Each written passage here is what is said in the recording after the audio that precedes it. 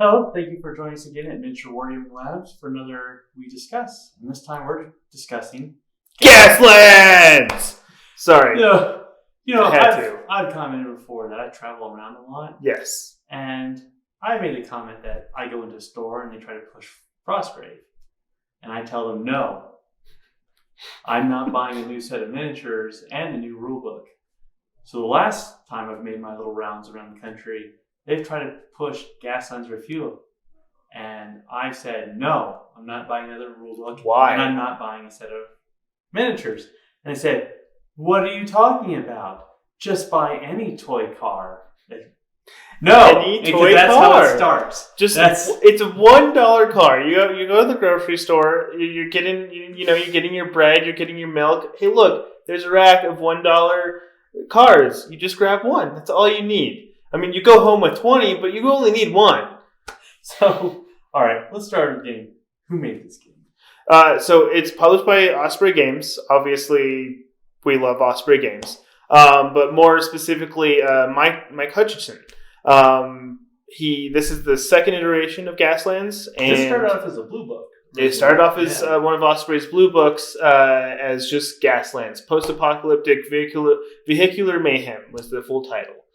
This one's now Gaslands Refuelled, and it's been masterfully redone in a beautiful hardback book. Okay, so the theme of this game, you mentioned post-apocalyptic. So the title does it justice, post-apocalyptic vehicular mayhem. What it is, it's Mad Max meets a game show. So the premise of it is that the world's in disrepair. Everyone, the 1% lives on Mars, and everyone's trying to get to Mars. So the Mars controls TV, and so the biggest television show is Gaslands. And so you just get these teams, different sponsors have different teams of cars that go in and just do an entire death derby. So if you've seen like Death Race or anything with post-apocalyptic cars and explosions and fighting, it's that. It's Mad Max the game. So what you're saying is a combination of Mel Gibson's Road Warrior meets Arnold Schwarzenegger's Running Man. It's a little Thunderdome thrown in there. Yeah. A little Thunderdome there. A little singing. Yes. Yeah. So who should play this game? Or more specifically, how does this fit into the universe? Because of Skirmish War Games, because we've normally done stuff where we could borrow from our other armies. Yes. Little guys with guns who could shoot at other little guys with guns. But this is cars. Who's this going after? This game is completely different from a lot of games that are out there right now. And honestly, everyone should be playing this game. It's quick, it's easy, it's really easy to get into. I mean, you don't even need to do what I've done to my cars. You can just take $1 car right out of the package, throw it on the table, and be like, boom. You just have to get the book. And the book is super straightforward. Most of it is how to build cars, the different sponsors. I mean, there's a lot of fluff in there. The rules take up 4 pages. Oh, wow. That's between 4 to 6. It's not a lot. It's a very simple game.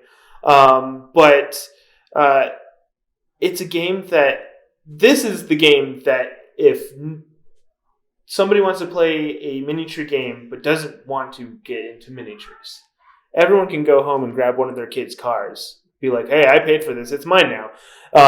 Now you're playing a game. This is what I call like a beer and pretzels game. Anyone can sit down, anyone can learn it, and anyone can get into it. Well, so you start with, what do you need to play this game? What's the size of the field? Do I need anything else besides? So, 3x3 is the base. I've done anywhere 4x4. I've seen people do 6x4. I've seen people do smaller. There's no real set board size. There's no real set board size. 3x3 is definitely what 3x3 to 4x4 definitely get the most variety out of. 6x4 is totally insane. But some people like that. All you're going to need is some terrain. I've used everything from actual miniature terrain to beer cans and bottles because it's about the race. It's not about the terrain. Okay. I mean, terrain is you're going to need terrain, but you don't need specialized terrain. Because I think I've seen terrain on North Star has some specific. They're really big into this, but I've seen a lot on Thingiverse and just like barriers and starting gates. Yeah, the biggest thing is the starting gates. You don't need them, but you need something to mark them out. Beer cans work perfectly. Water bottles, street posts, pretty much anything that'll mark you out. This is gate 1. This is gate 2. This is gate 3. This is gate 4. And then you're going to need D6s. Now, you got these dice here. So there is a chart inside where you could use regular D6s, and you just have to interpret the rolls. Now, I made these, but there's also companies that offer them. They're called shift dice or skid dice. Sorry, skid dice. This is just the interpretation of rolling the D6s. So instead of rolling regular D6s, I just roll these.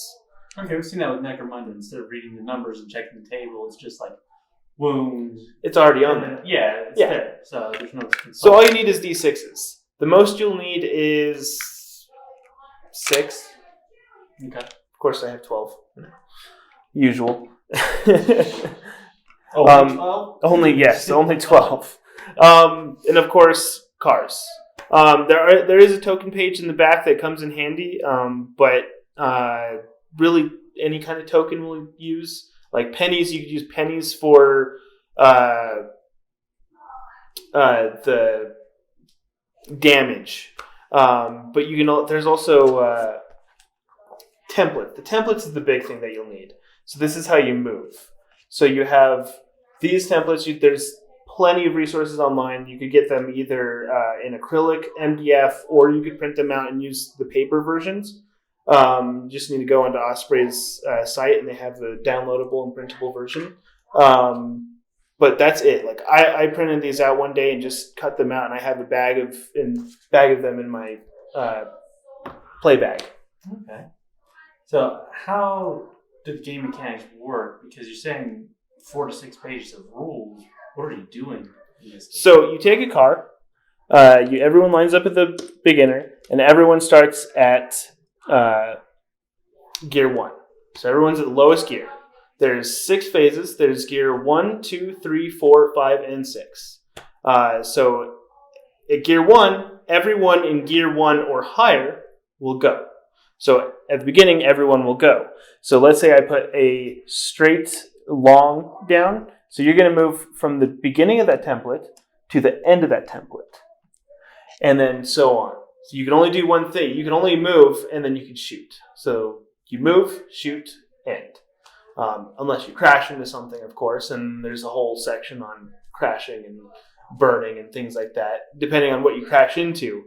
So let's say we crash into each other. There's something for getting hit here. There's something for getting hit here. There's something for getting hit here.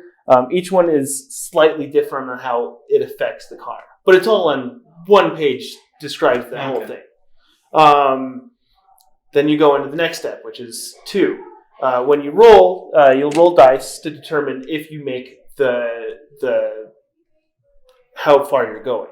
So each template has a difficulty, which is just either you start with certain points. So either some of them start with a shift. A shift can cancel out bad things. It could also shift you up. So some of them, like this long straight, will start you off already having one shift, which you've already succeeded at that point. And then so you just roll the dice, interpret that, and then you'll go on to the next phase. So if you're in gear 6, you will play each time in gear 1, 2, 3, 4, 5, and 6.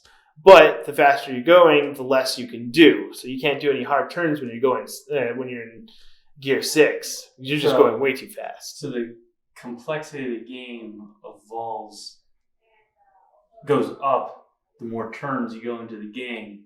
Yes. But really but the track is what determines that. So you got to look at the track and say, how am I going to get around this route while some other guy's trying to ram me off with it? Exactly. So the more complex you make the route, the more fun you're going to have, because you're going to have people slamming into walls or pushing other people into walls, or just pushing them to the limits and trying to figure out, well, so I'm in gears 5 right now, but there's a turn coming up, so I have to get down to gear 4. That's where the complexity comes in. Okay. So what are some of the unique features of this game? The miniatures, because you just use cars. I know First off, really pushing the miniature agnostic side there too, like play cars. Honestly, the whole system is really new and different. I mean, it obviously borrows from a lot of other games, but hasn't been used in this way. Okay. So like shooting ranges, it's just two of the templates put together. And so that's how you decide. It's like, oh, it has long range, so it can reach this far. Okay. Well, I know you have speed. You've done Speed Freaks and Gorka Morka. How does it compare?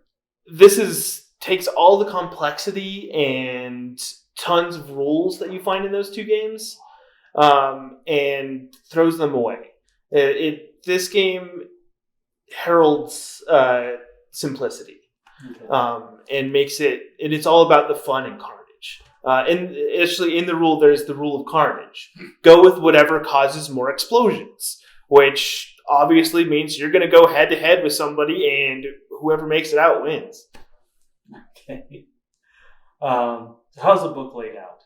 So it starts off with introduction, and then there's the next page after the introduction is Gaslands in 60 seconds, which tells you everything you need to know about Gaslands, reading it in 60 seconds. And then after that, it goes into the rules. Then it goes into cars, then sponsors, and then into scenarios. And then it has everything else, all the placards in the back. Okay. So how's gameplay organized? You talked a little bit about the turn mechanic. Is this like a 2-person game? And then honestly, I try to play with as many people as you can, because does everyone have to go? Then a round is over. Yeah. So once you get to gear 6, that's when the round ends, and then you go right back to gear 1, and then the game ends whenever the end goal is met. There's like a zombie bashing one where you have a bunch of zombies, and whoever kills the most zombies wins. And then there's another one where it's just whoever survives wins. And there's one where you get to the end. But how it goes is gear 1, 2, 3, 4, 5, 6. 1, 2, 3, 4, 5, 6. It's pretty easy. All right. How is a car constructed? So like, do you get multiple cars, or so you can get multiple cars? So how things are? We always talk about gangs or teams or something. How do you represent that, and how do you? So you actually have a team. So when I say a sponsor, so sponsors will have special teams. So let's say I have this truck. This is a heavy armored truck, and then I have a sports car, so a performance car, and then a regular car. You'll have 100 gas cans points to play with. And so let's say this car costs 10 points, but I'm going to put some battering ram on it. So that's another 5 points. No guns. So that's going to be your race car. That's the one that you're going to be getting all the way to the front. And then you have these 2 cars to protect it. So like this one you could ram it because it's heavily armored. So you're going to be able to ram people. And then you'll have this one with the gun, so this one will be your long range. So you kind of set up your cars to be different things. So like you have a performance car, that one's going to go fast. That one's going to be the one that gets you to the other end. Or you have heavily armored cars, anywhere from APCs to trucks. And then you have just regular cars that just have guns and things, and even bikes. Bikes are super cheap. People like to do like 5 bikes versus cars. They don't last long, but you could have more of them. So it just depends on how you want to kit out your cars. really, if you're starting, you just use your imagination to imagine this car has guns on it or front plates. Or if you're looking to get into more complicated things like me, just go and start getting things out of bits boxes. Or there's plenty of companies now making parts for this game. So you mentioned the bike, and we're actually going to do some videos where we're going to get into some of comparing Anvil Industries Gasland bits versus North Star's Gasland bits. Yes. The thing you got to point out is the little bicycle guy. Bikes. Motorcycles in this game are amazing and are really easy to like fill out a crew. So like you have 3 cars and you just have like 20 points left. You can't put it in them. You get a bike. But finding a bike miniature in this scale is extremely hard. So companies like North Star, Villains Miniatures, and other stores have started making miniatures for the bikers, which is absolutely amazing. So now let's talk about customization. Now you talk about customization when you go into it. Is there like other games where they have the rare or the artifact selection of where you're playing campaign, you've done a couple races, now you get the super elite stuff behind the scenes to customize? Can your game grow bigger than 100 points base? So that's one of the things that, yes, it can. So like if you're going on, there's prizes for winning. Different teams have access to different, so sponsors have access to different weapons and upgrades. Each one has like a small percentage, but like most cars can take most things. But like Slime has this special one, and then the Highway Patrolmen have a special weapon, and then each team has different special weapons that they can use. So I mean, but there's just, I think it's 2 pages of different weapons and upgrades that you could take. So I mean, just a list, yeah, and how much they cost and what they do, and I mean, there is just so much that you can do. It's like, so like this car was the first car I made. I put plating on the front and the sides. That would be 2 points worth of metal plating, and then I put a front-facing gun and a turbo. So that's another. This equals about 100 cans. But one of the cool things is so you could kit out one car. You can't kit out one car with everything. Each car has build slots. So it's like BattleTech, building your own mech. Yeah, so you can't just like pack on tons of armor because it only has 3 build slots and they take up build slot each. So you have to, that's where the balancing comes in. But as for how like the customization for everything, it's infinite, honestly. Which is what I love about this game, because I could take this truck and turn it into whatever I want. Okay. So, all right. So how does the campaign system work? So are you trying to get to Mars, or that is the premise of the TV show. Whoever wins Gaslands gets to go to Mars. And so the popular saying is that Mars is a lie. Nobody ever wins these games.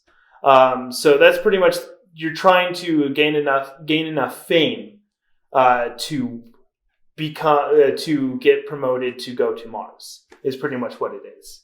So the campaign system is built around that. Yeah, so this is it's a very loose. There's no actual campaign system. They set it up so that you can do a campaign system, more geared towards like a Grand Prix, which is what it would be.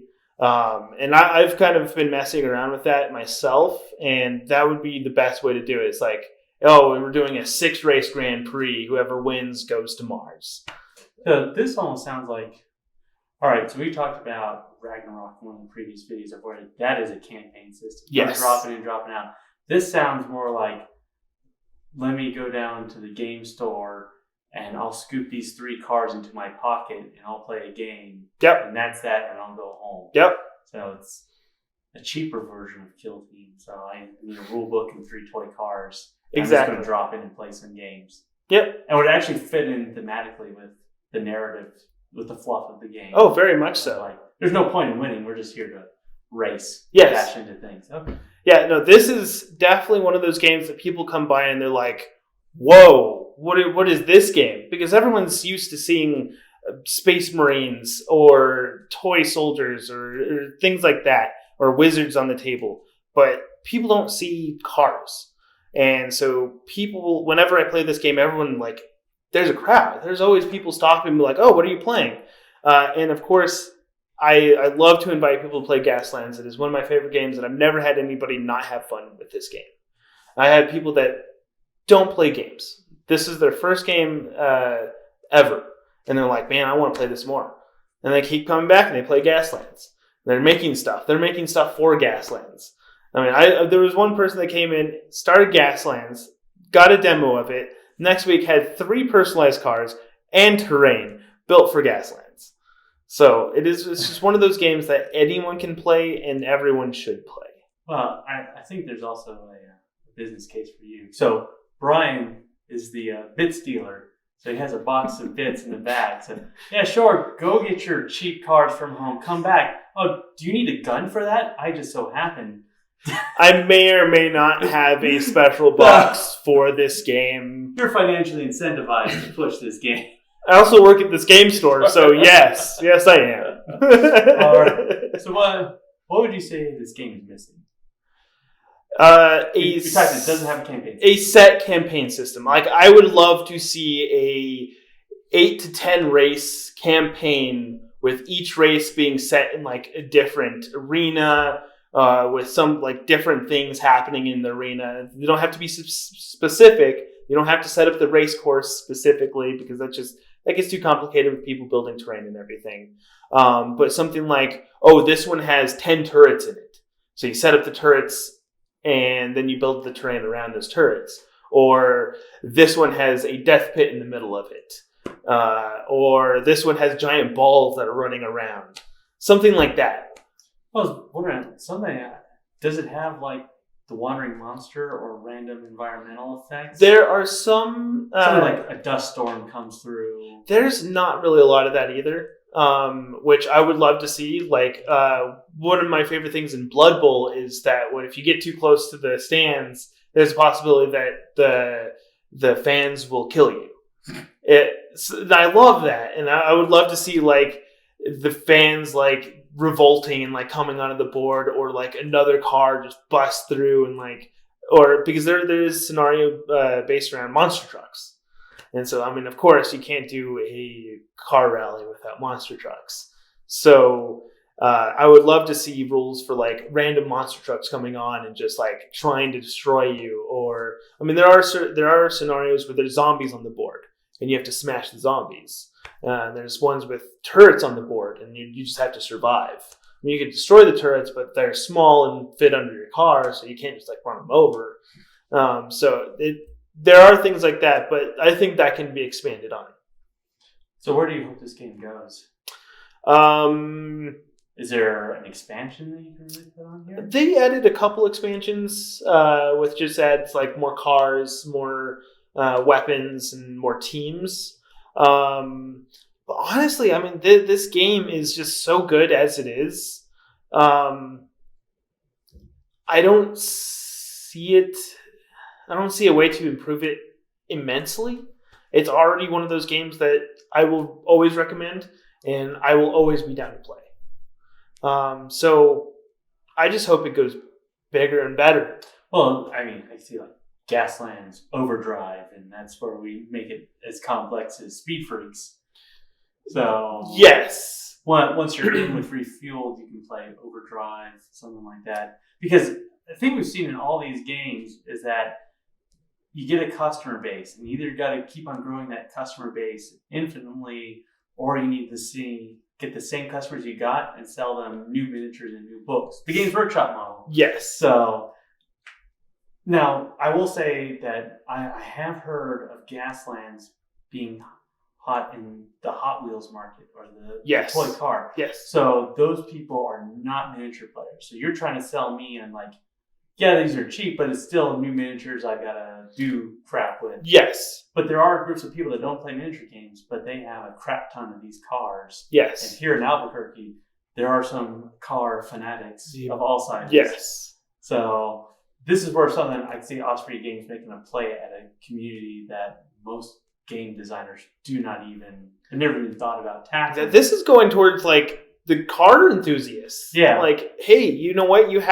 want to build a car that's like, you just like, I make mine dirty and beat up because, I mean, it's post-apocalyptic, but what's stopping you from making that Ferrari that you want in your garage and add a couple guns to it? No, I could see you doing this in 1/43rd scale. Get like one of those So get some giant tables. There's rules on how to go to 28 millimeter. So yeah, the 40K. 172, 142 Yeah, scale. Yeah. Exactly. So what you do is you just enlarge the templates. That's all you do. And there's another movement in this game called Micro Gaslands. If you're on Facebook, go check out Micro Gaslands group. There's a lot of great ideas on there, a lot of good terrain ideas. But the idea of that is taking micro machines and making this scale Gaslands. So you could play on something this size. Which so the pocket travel version. Exactly. And this game offers that flexibility with the templates. You just size them down to whatever car size you want, or you size them up to whatever you want, and you have a different size game. Yeah, because this would basically be, 15 millimeter? And so what you're talking about is 6 millimeter or 28 millimeter. Exactly. So the flexibility of this game is really awesome. So who should play this game? Everyone. Everyone. There's not a person that I don't see liking this game. Where's the discernment, the nuance in the evaluation?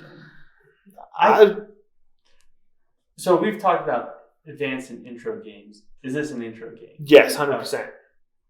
Do you see people who are into this going into other miniature games? Once they get a taste for this? Yes. Okay. Because, I mean, once you get a taste for, like, shooting and like rolling dice, you want other things to do that. And so, I mean, that's just for anything. It's the starter. This is the cheap one. This is the free one. Is it like those Warhammer tournaments? Like you can throw the most money at each other? Yes. We should just break it down, just throw dice at each other, and simplify the whole game mechanic. Well, if we're going to do that, we might as well do that for every game. I know. Whoever throws hardest. All right. Now, do you see a reason why you shouldn't play this game? No. Like I said, your friend. So even monetary wise, I mean, if you don't like cars, you still like cars. Well, how much does the rulebook cost? This rulebook is $35. Okay. So it's a little more pricey than the first one, which was priced at $25. That means the PDF I can get for a little bit cheaper. Yes. Yeah. But let's say your friend has this, and you want to jump in. You go and buy a $1 car. That's all you really need. Or you'll probably need 2 cars, but still, that's $2. That's a $2 investment that if you have kids, you can just go give it to your kids if you're not into it. I mean, obviously, I say everyone should be playing this game, but not all games are for everybody. And there will be people that don't like this game. But I don't see a demographic where this game doesn't include. Well, Louis, I think we've seen this in some of the board games of where, so I played Combat Arena, and that's a real easy game to teach, that people pick up, but it makes a lot more sense when you're playing it 4 people than when you're playing it 2 people, just because of the random chaos. You drop in, you get a game, everyone laughs for a couple, well, that game's really fast. You laugh for a little bit, then you go home, there's no campaign to keep track of. So Gaslands, I guess if you couldn't get a big enough crowd together, because from the way you describe it, I mean, 2 people might be all right, but 4, 5, 6 might be the sweet spot. It's so much more fun with more people. But I mean, if you don't have friends, don't get this game. No. I mean, even still, I mean, you can play it by yourself if you want to. I mean, that's the thing. Really? Oh yeah. Is there a co-op? There's not, but I mean, it's just racing.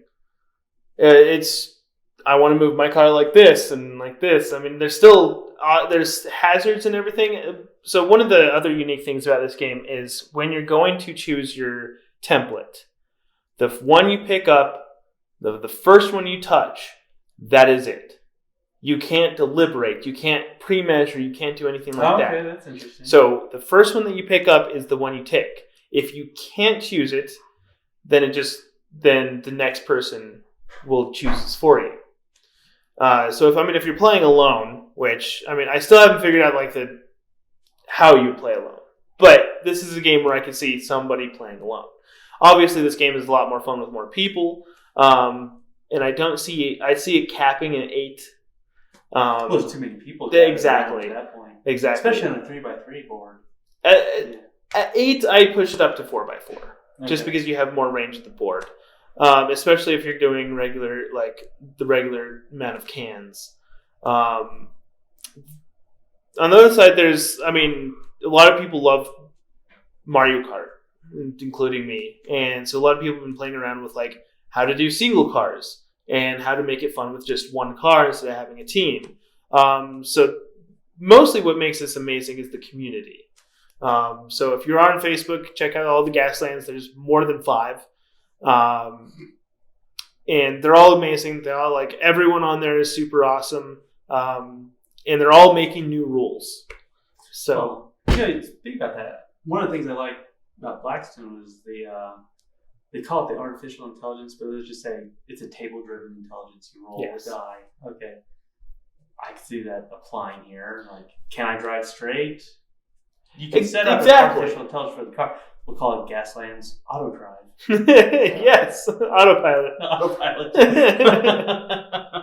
All right. Well, I think we've wrapped up here on Gaslands. I think so. All right. Well, thank you for joining us at Miniature Wargaming Lab. We'll see you next time. Have a good one.